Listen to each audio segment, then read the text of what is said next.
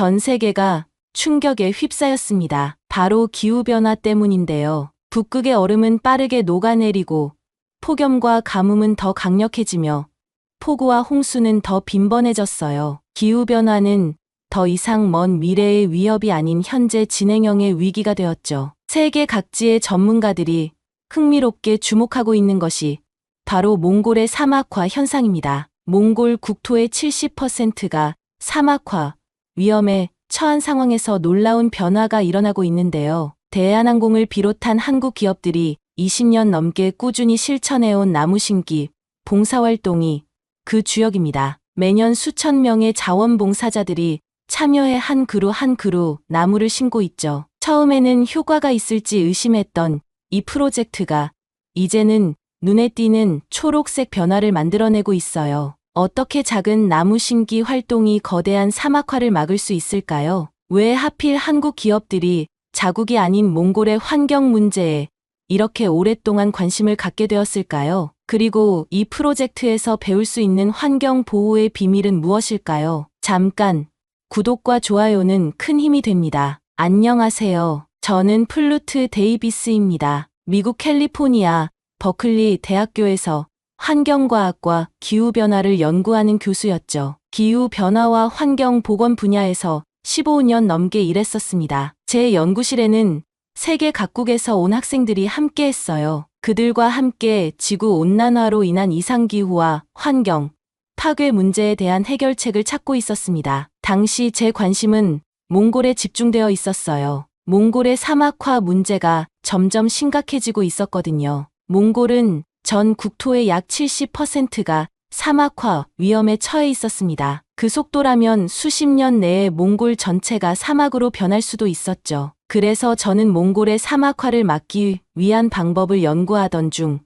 흥미로운 사실을 발견했습니다. 바로 대한항공을 비롯한 한국 기업들이 20년 넘게 몽골에서 나무 심기 봉사활동을 해왔다는 사실이었어요. 푸른 아시아 프로젝트라고 불리는 이 활동은 지금까지 약 1,000만 그루의 나무를 심었다고 했습니다. 처음에는 그저 기업의 홍보 활동 정도로 생각했지만 위성 사진으로 확인해 보니 실제로 초록색 지대가 넓어지고 있었어요. 이런 장기적인 환경 보건 프로젝트가 정말 효과가 있는지 확인하고 싶었습니다. 미국에서는 대개 즉각적인 결과와 효율성을 중시하는 대규모 환경 프로젝트를 선호했죠. 하지만 이런 접근법이 항상 성공적인 것은 아니었어요. 그래서 저는 직접 몽골과 한국을 방문해 연구를 진행하기로 결심했습니다. 연구 계획서를 작성하면서 많은 생각이 스쳐 지나갔어요. 과연 한국의 환경 정책은 어떨까?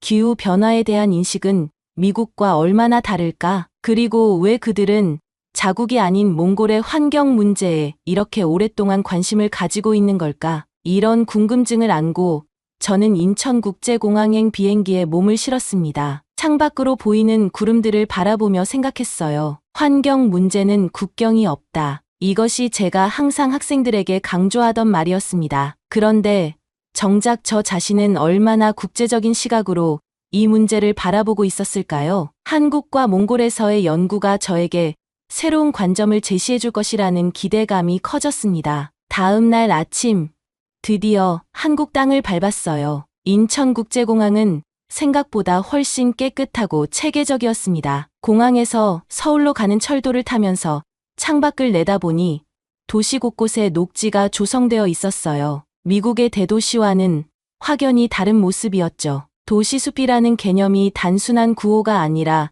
실제로 구현되고 있다는 느낌을 받았습니다. 당시 저는 새로운 발견의 여정이 시작된다는 설렘에 가득 차 있었어요. 그리고 실제로 그 여정은 제 인생을 바꿔놓았습니다. 한국에 도착한 첫날부터 문화적 충격의 연속이었어요. 특히 대중교통 시스템은 정말 놀라웠습니다. 미국에서는 대부분 개인 차량으로 이동하지만 서울에서는 지하철과 버스가 도시 구석구석을 효율적으로 연결하고 있었죠. 더 놀라운 것은 많은 버스가 전기나 수소 연료를 사용한다는 점이었어요. 가이드는 서울시가 2035년까지 모든 시내버스를 친환경 버스로 교체할 계획이라고 설명해 주었습니다. 숙소에 도착해서도 놀라움은 계속되었어요. 제가 묵은 호텔은 그린 호텔 인증을 받은 곳이었는데 객실 바닥이 따뜻하게 데워져 있었습니다. 이것이 바로 한국의 전통적인 난방 방식인 온돌이었죠. 처음에는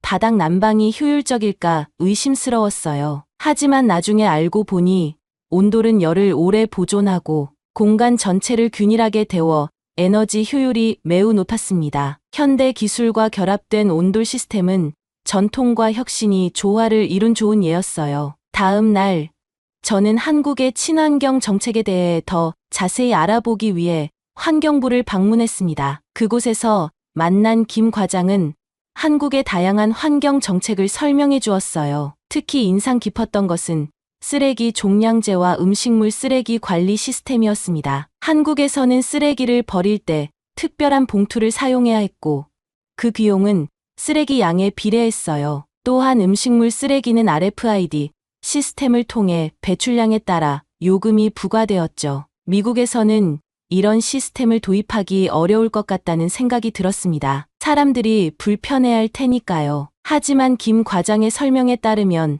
처음에는 한국 사람들도 많이 불편해했지만 지금은 습관이 되어서 자연스럽게 실천하고 있다고 했어요. 작은 불편함이 모여 큰 변화를 만들어낸다는 그의 말은 제게 깊은 인상을 남겼습니다. 환경 보호가 거창한 기술이나 대규모 프로젝트뿐만 아니라 시민들의 일상적인 실천을 통해서도 이루어질 수 있다는 점을 새삼 깨달았어요. 미국에서는 항상 큰 스케일의 솔루션을 찾으려 했는데 작은 실천들이 모여 만들어내는 변화의 힘을 간과했던 것 같았습니다. 오후에는 서울의 청계천을 방문했어요. 이전에는 고가도로로 덮여있던 하천을 복원한 프로젝트였죠. 콘크리트로 뒤덮인 도심 한가운데 자연이 살아 숨쉬는 공간이 만들어져 있었어요. 청계천 주변 온도가 주변 지역보다 섭씨 3에서 5도 정도 낮다는 사실도 흥미로웠습니다. 작은 도시 하천 하나가 도시의 열섬 현상을 완화하는 데 기여하고 있었어요. 저녁에는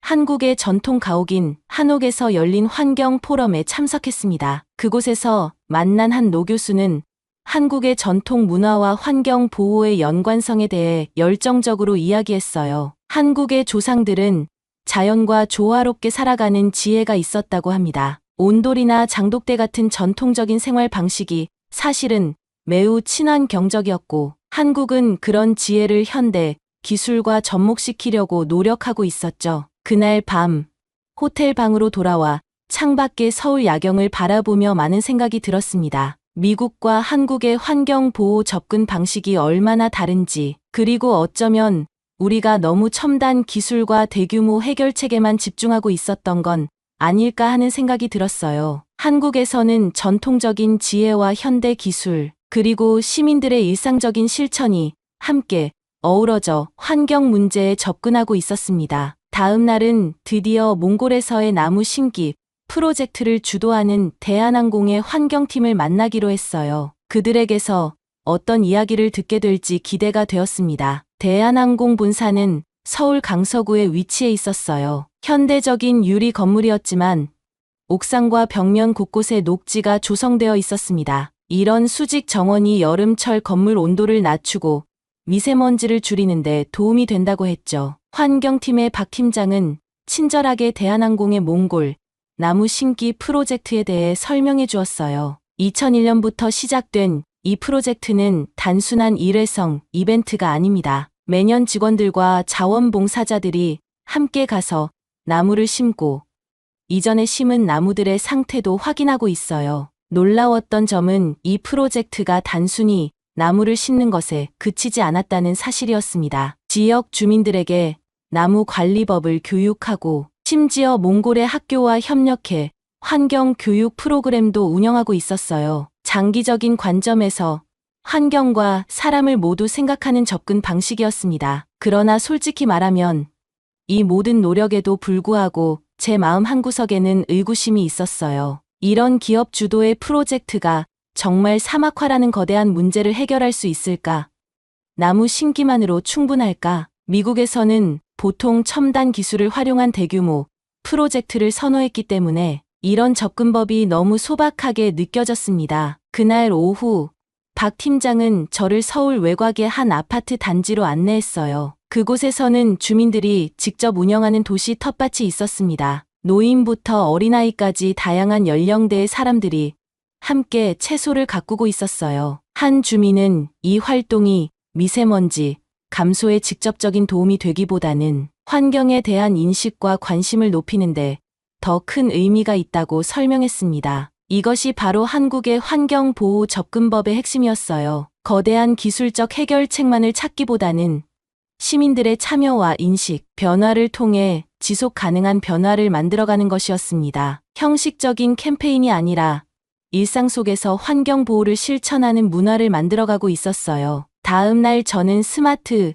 그린 도시 조성 현장을 방문했습니다. 서울시는 도심 곳곳에 작은 숲을 조성하고 있었어요. 이 도시숲은 미세먼지를 걸러내고 도시 온도를 낮추는 역할을 했습니다. 관계자에 따르면 이런 작은 숲이 하나씩 늘어날 때마다 주변 지역의 대기질이 조금씩 개선되고 있다고 했어요. 그러나 여전히 의문이 남았습니다. 이런 작은 변화들이 과연 큰 영향을 미칠 수 있을까? 전 세계적인 기후 위기 앞에서 이런 소규모 프로젝트들이 과연 효과적일까? 미국처럼 대규모 재생에너지 시설이나 첨단 탄소 포집 기술에 투자하는 것이 더 효율적이지 않을까? 한국의 다양한 환경 보호 활동을 살펴보면서 저는 점점 더 혼란스러워졌어요. 한편으로는 시민들의 적극적인 참여와 작은 실천들이 모여 변화를 만들어가는 모습이 인상적이었습니다. 하지만 다른 한편으로는 이런 접근법이 너무 느리고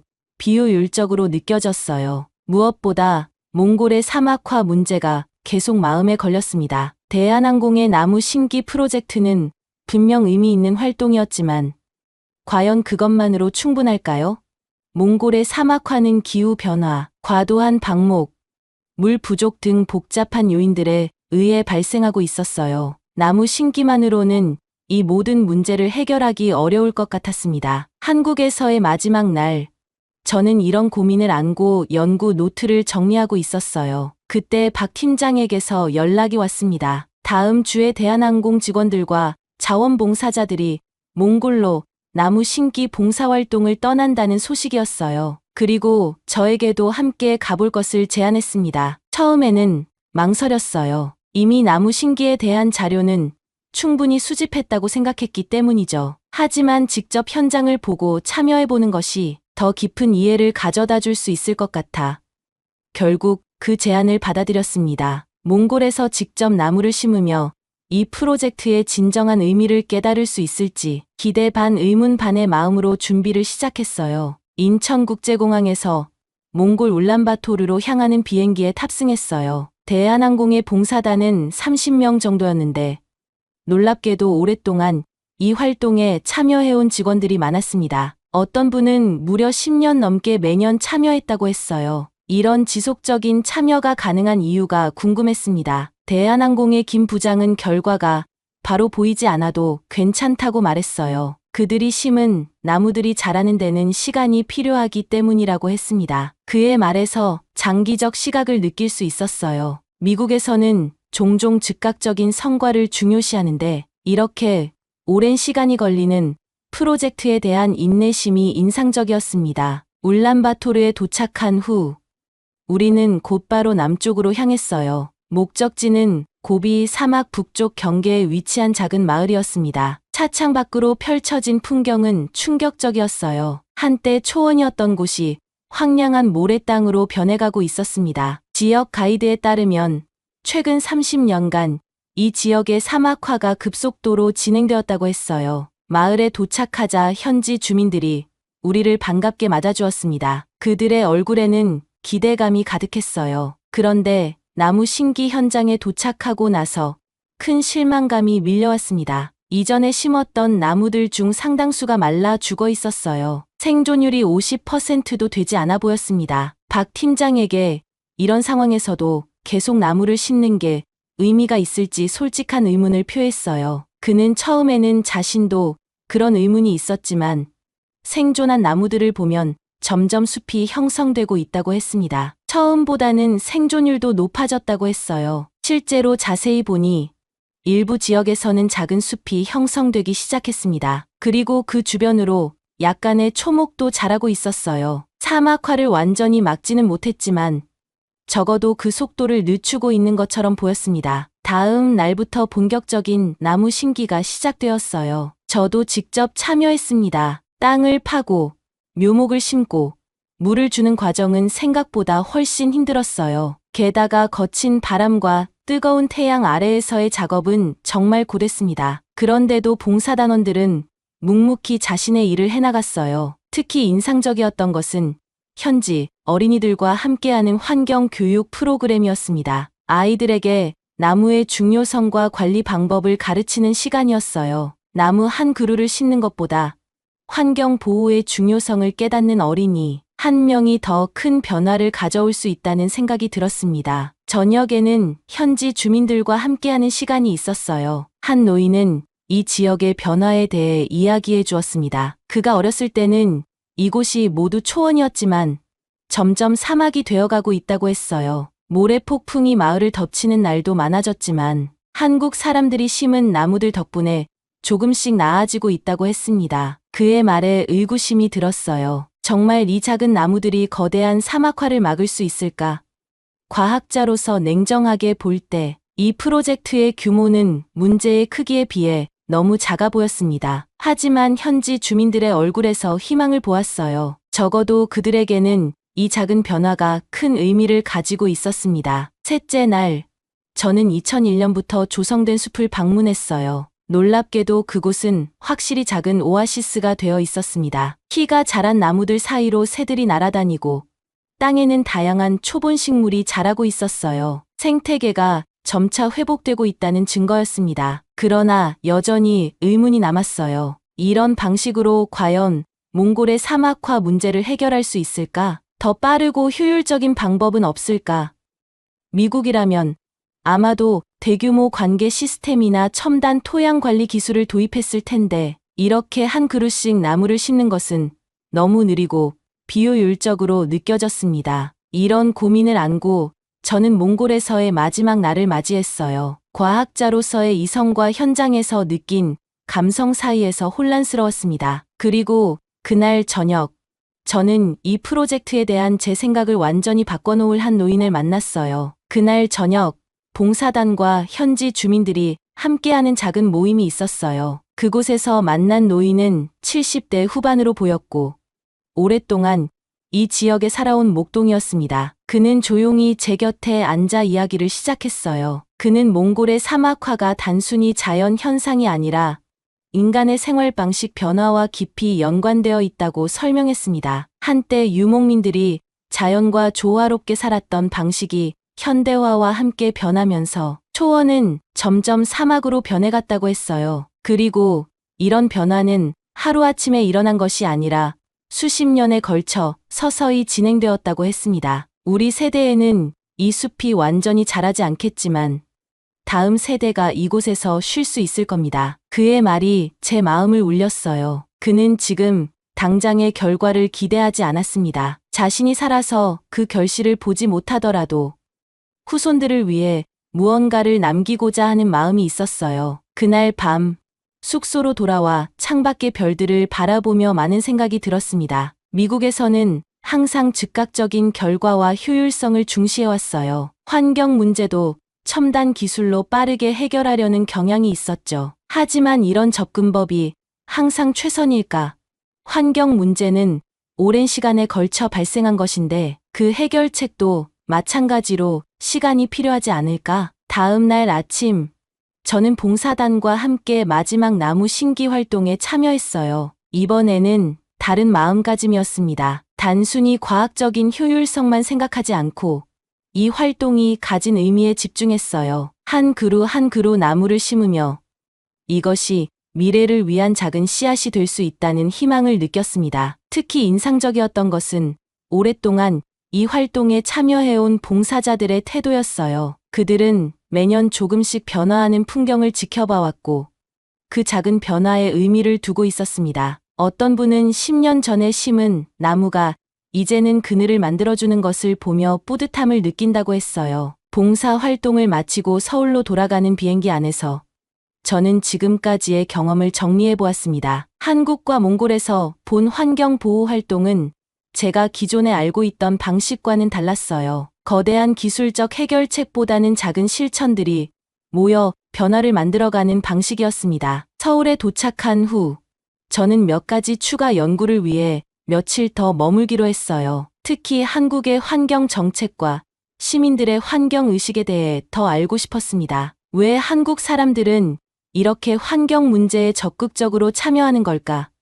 이런 의식은 어떻게 형성된 걸까? 환경부의 자료에 따르면 한국은 급속한 산업화 과정에서 심각한 환경 오염을 경험했다고 해요. 하지만 이를 극복하기 위해 정부의 정책뿐만 아니라 시민들의 자발적인 참여가 큰 역할을 했다고 했습니다. 쓰레기 종량제나 음식물 쓰레기 RFID 시스템 같은 정책은 처음에는 불편했지만 시간이 지나면서 생활 습관으로 자리 잡았어요. 이런 사례를 통해 저는 환경 문제 해결에 있어 문화의 중요성을 깨달았습니다. 기술적 해결책도 중요하지만 사람들의 인식과 생활, 습관의 변화가 없다면 지속 가능한 변화를 만들기 어렵다는 사실이었어요. 한국은 전통적인 가치와 현대 기술을 조화롭게 결합하며 환경 보호를 문화적 차원으로 끌어올리고 있었습니다. 서울의 마지막 날, 저는 청계천을 다시 찾았어요. 콘크리트로 덮여있던 하천을 복원한 이 프로젝트는 환경 복원의 상징과도 같았습니다. 도시의 한복판에서 물이 흐르고 사람들이 쉬어가는 공간으로 변모한 모습이 인상적이었어요. 이것이 바로 인간과 자연이 조화롭게 공존하는 방식이 아닐까 생각했습니다. 미국으로 돌아가는 비행기에 오르기 전, 저는 다시 한번 제 연구의 방향성에 대해 생각했어요. 지금까지는 주로 기술적인 측면에서 환경 문제를 접근했지만 이제는 문화적, 교육적 측면도 함께 고려해야겠다는 생각이 들었습니다. 환경 복원은 단순히 과학의 영역만이 아니라 사람들의 마음과 생활 방식의 변화가 함께 이루어져야 한다는 것을 깨달았어요. 비행기 창밖으로 보이는 구름 위로 새로운 연구와 실천의 가능성이 펼쳐지는 것 같았습니다. 미국으로 돌아온 후 연구실에서 첫 회의를 가졌어요. 동료 연구자들과 학생들이 제 한국과 몽골 방문에 대해 궁금해했습니다. 그들은 주로 기술적인 측면과 연구 결과에 관심이 있었죠. 얼마나 많은 데이터를 수집했는지, 어떤 새로운 방법론을 발견했는지 등을 물었어요. 하지만 저는 이번 여행에서 얻은 가장 큰 깨달음은 다른 곳에 있다고 설명했습니다. 바로 환경 보호에 있어 지속성과 실천의 중요성이었어요. 한국 기업들이 20년 넘게 몽골에서 나무 심기를 계속해온 것, 그리고 그것이 작지만 실질적인 변화를 만들어내고 있다는 사실을 강조했습니다. 회의가 끝난 후 몇몇 학생들이 제게 다가왔어요. 그들은 미국에서도 비슷한 장기적인 환경 복원 프로젝트를 시작할 수 있을지 물었습니다. 이런 반응은 저에게 큰 힘이 되었어요. 제가 경험한 것들이 다음 세대 환경 전문가들에게 영감을 주고 있다는 사실이 기뻤습니다. 그로부터 몇 주 동안 저는 한국과 몽골에서의 경험을 바탕으로 새로운 연구 방향을 설정했어요. 특히 세 가지 측면에 집중했습니다. 첫째, 환경 복원 프로젝트의 장기적 효과를 측정하는 방법론 개발. 둘째, 시민 참여를 통한 환경 보호 모델 연구. 셋째, 전통적 지혜와 현대 기술을 결합한 지속 가능한 환경 솔루션 탐색이었죠. 특히 눈에 띄는 변화는 제 강의 방식이었어요. 이전에는 주로 이론과 기술적인 측면에 초점을 맞췄지만 이제는 실천의 중요성을 더 강조하기 시작했습니다. 학생들에게 캠퍼스 내 환경 프로젝트에 직접 참여하도록 권장했고 지역 사회와 협력하는 프로그램도 시작했어요. 환경 보호는 연구실 안에서만 이루어지는 것이 아니라 우리 모두의 일상적인 실천을 통해 이루어집니다. 이것이 제 강의의 핵심 메시지가 되었어요. 그리고 학생들은 이런 접근 방식에 놀라울 정도로 열정적으로 반응했습니다. 한 학기가 지난 후 우리 연구팀은 캘리포니아 지역의 한 황폐화된 숲을 복원하는 프로젝트를 시작했어요. 이 프로젝트는 대한항공의 몽골 나무 심기 활동을 모델로 삼았습니다. 단순히 나무를 심는 것에 그치지 않고 지역 주민들과 학생들에게 환경 교육을 제공하고 지속적인 관리 시스템을 구축하는 것이 목표였죠. 프로젝트를 진행하면서 많은 도전에 직면했어요. 자금 확보부터 지역 사회의 참여 유도까지 쉬운 일은 없었습니다. 특히 어려웠던 것은 사람들에게 장기적인 비전을 이해시키는 일이었어요. 모두가 빠른 결과를 원했기 때문이죠. 그럴 때마다 저는 몽골에서 만난 노인의 말을 떠올렸습니다. 우리 세대에는 이 숲이 완전히 자라지 않겠지만 다음 세대가 이곳에서 쉴 수 있을 겁니다. 이 말은 저에게 계속해서 힘을 주었어요. 당장의 성과보다 미래를 위한 씨앗을 심는다는 마음가짐으로 프로젝트를 이어갔습니다. 프로젝트가 1년째 접어들 무렵 작지만 의미 있는 변화들이 나타나기 시작했어요. 심은 나무들 중 약 70%가 잘 자라고 있었고 지역 학교들이 정기적으로 현장 학습을 오기 시작했습니다. 무엇보다 지역 주민들이 자발적으로 나무 관리에 참여하는 모습이 인상적이었어요. 이런 경험을 통해 저는 연구자로서뿐만 아니라 실천가로서의 정체성을 강화해갔습니다. 연구실에서 데이터를 분석하는 것도 중요하지만 직접 현장에서 변화를 만들어가는 것 역시 환경과학자의 중요한 역할이라고 생각하게 되었어요. 그렇게 시간이 흘러 몽골 방문 이후 2년이 지났습니다. 대한항공으로부터 또 한 번의 초청을 받았어요. 이번에는 몽골 나무 심기 프로젝트 20주년을 기념하는 특별 행사에 참석해달라는 요청이었습니다. 망설임 없이 초청을 수락했어요. 어떤 변화가 있었는지 직접 확인하고 싶었거든요. 다시 몽골로 향하는 비행기에 올랐습니다. 창밖 구름 사이로 보이는 땅을 바라보며 이전과는 다른 기대감이 생겼어요. 이제는 단순한 관찰자가 아니라 같은 목표를 가진 동료로서 그곳을 방문하게 되었으니까요. 오늘은 몽골을 다시 방문한 지 5년이 되는 날이에요. 처음 연구차 한국과 몽골을 방문했던 그때로부터 총 7년이 흘렀습니다. 그동안 많은 변화가 있었죠. 제 인생의 방향도 연구의 초점도 완전히 달라졌어요. 미국으로 돌아간 후 저는 버클리 대학교에 지속가능한 환경 복원을 위한 국제협력센터를 설립했습니다. 이 센터는 한국, 중국, 일본, 몽골 등 아시아 국가들과 함께 환경 복원 프로젝트를 진행하고 있어요. 특히 대한항공의 몽골 나무 심기 프로젝트를 모델로 삼아 다양한 지역에서 비슷한 활동을 확장해가고 있습니다. 오늘 저는 특별한 이유로 다시 몽골을 찾았어요. 바로 10년 전 그 노인이 말했던 다음 세대가 이제 자라서 직접 나무 심기 프로젝트에 참여하고 있기 때문입니다. 처음 방문했을 때 만났던 어린 소년 바트는 이제 19살의 청년이 되었고 자신의 마을 주변의 작은 숲을 조성하는 프로젝트를 직접 이끌고 있었어요. 바트를 다시 만나 그의 이야기를 듣는 것은 감동적인 경험이었습니다. 어렸을 때는 거의 매일 모래폭풍을 경험했어요. 숨쉬기도 힘들었죠. 하지만 지금은 훨씬 나아졌습니다. 우리 마을이 이제 더는 모래폭풍에 휩쓸리지 않을 거예요. 그의 말을 들으며 저는 7년 전 그 노인의 말을 떠올렸습니다. 우리 세대에는 이 숲이 완전히 자라지 않겠지만 다음 세대가 이곳에서 쉴 수 있을 겁니다. 그 예언이 현실이 되어가고 있었어요. 물론 몽골의 사막화 문제가 완전히 해결된 것은 아니었습니다. 아직도 갈 길이 멀었어요. 하지만 분명한 변화가 일어나고 있었고 그 변화는 점점 가속화되고 있었습니다. 오후에는 대한항공과 여러 국제기관이 협력하여 시작한 새로운 프로젝트 현장을 방문했어요.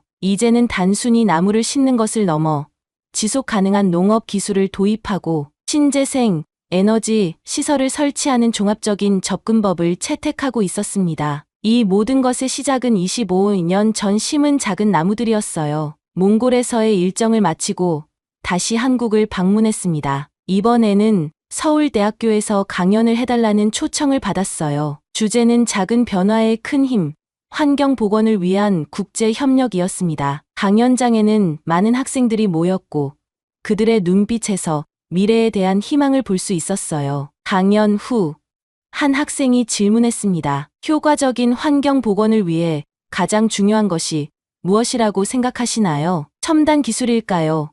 아니면 국제적인 협력일까요? 저는 잠시 생각한 후 대답했어요. 물론 그 둘 다 중요합니다. 하지만 제가 한국과 몽골에서 배운 가장 중요한 교훈은 지속성과 인내의 가치입니다. 환경 문제는 하루아침에 생긴 것이 아니고 하루아침에 해결될 수도 없어요. 작은 변화들이 쌓여 결국 큰 변화를 만들어냅니다. 서울에서의 마지막 날, 저는 처음 방문했을 때 묵었던 그 호텔을 다시 찾았어요. 온돌 바닥의 따뜻함을 다시 느끼며 지난 7년을 되돌아보았습니다. 처음 한국에 왔을 때 저는 미국에서 배운 대로 거대한 기술적 해결책만을 찾고 있었어요. 하지만 이제는 다르게 생각합니다. 환경 보호는 단순한 기술의 문제가 아니라 문화와 생활 방식의 문제이기도 하다는 것을 깨달았죠. 창밖으로 보이는 서울의 밤 풍경을 바라보며 저는 미래에 대한 희망을 느꼈습니다. 여전히 기후 변화와 환경 파괴는 우리가 직면한 가장 큰 위협 중 하나였어요. 하지만 이제는 혼자가 아니었습니다. 전 세계의 많은 사람들이 각자의 방식으로 작은 변화를 만들어가고 있었고 그 변화들이 모여 큰 힘을 발휘하고 있었어요. 다음 날 아침 인천국제공항에서 출국 수속을 밟으며 문득 한 가지 생각이 떠올랐습니다. 7년 전 처음 한국을 방문했을 때 저는 단순히 연구 자료를 수집하러 왔었어요. 하지만 돌아가는 건 완전히 다른 사람이 되어 있었습니다. 한국과 몽골에서의 경험은 단순히 제 연구 방향뿐만 아니라 제 인생관 자체를 바꿔놓았어요. 비행기에 오르기 전 마지막으로 한국 땅을 밟으며 조용히 감사의 마음을 전했습니다. 그리고 곧 다시 돌아올 것을 약속했어요. 이제 저에게 한국과 몽골은 단순한 연구 대상이 아니라 제 인생의 중요한 부분이 되었으니까요. 비행기가 이륙하고 창밖으로 점점 작아지는 서울의 모습을 바라보았습니다. 도시 곳곳에 보이는 녹색 공간들, 그리고 그 너머로 펼쳐진 바다까지 모든 것이 서로 연결되어 있다는 생각이 들었어요. 한국의 작은 변화가 몽골에 영향을 미치고 그것이 다시 세계 각국으로 퍼져나가는 모습을 상상했습니다. 나무 한 그루를 심는 것은 작은 일이지만 그것이 쌓이면 숲이 된다. 이 말이 저의 새로운 좌우명이 되었습니다. 그리고 이제 저는 그 숲을 함께 가꾸어 나갈 동료들이 세계 곳곳에 있다는 사실에 큰 위안과 희망을 느낍니다. 비행기는 태평양을 가로질러 미국을 향해 날아갔고 저는 새로운 연구와 실천을 위한 계획을 세웠어요. 이제 저의 목표는 단순히 환경 문제를 연구하는 것이 아니라 실제로 변화를 만들어가는 것이었습니다. 한국에서 배운 지혜와 몽골에서 경험한 변화의 가능성을 전 세계에 알리고 싶었어요. 그리고 언젠가 저도 그 노인처럼 젊은이들에게 말할 수 있기를 바랐습니다. 우리가 심은 이 작은 씨앗들이 여러분의 세대에는 울창한 숲이 될 것입니다. 그것이 바로 제가 한국과 몽골에서 찾은 희망의 메시지였습니다. 감사합니다.